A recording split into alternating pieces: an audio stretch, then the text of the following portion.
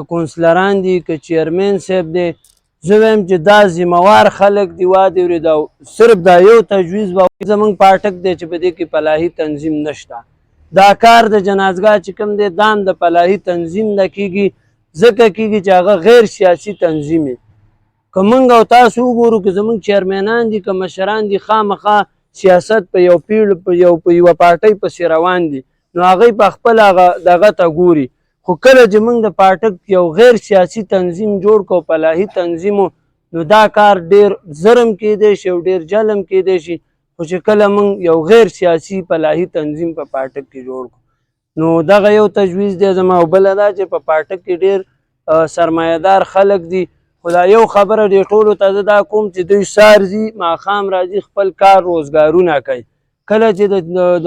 دغه ټیم راشي نو بیا موږ د راټولېدو د دغه هم څوک نشته دی چې موږ راټول کړي شاید به یو دغه وویلې چې 9 بجې 9 نیمې بجې موږ ورکړي دي هغه د 11 نیمې 12 ته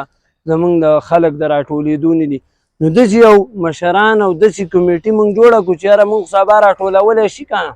هغه مسلې ته خو موږ راټولولی شي نو دغه یو 2 تجویزونه دي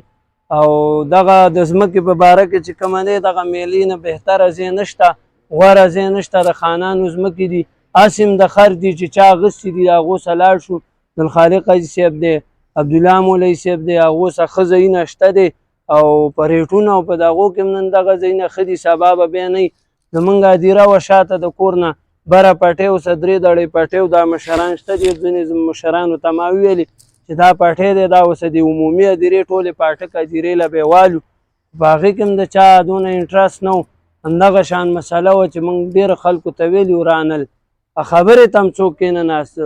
نو خلکو دا ویل چې یاره دا د یو ځان له شخصي مسله ده نو شخصي خو زما 15 دړۍ پټۍ دی په پاټک کې یو ګوټ ته مې هدیره ده جوړه مې کړه نو اجتماعي خبره وکړو وادې ورې د جنازګاه خبره ده نو د دغه میلې نه بهتره ځای نشته وادې ورې داسې هم د خر ځمکې دي سبا پې خلک کورونه جوړوي نو موږ به پکې جنازګاه جوړو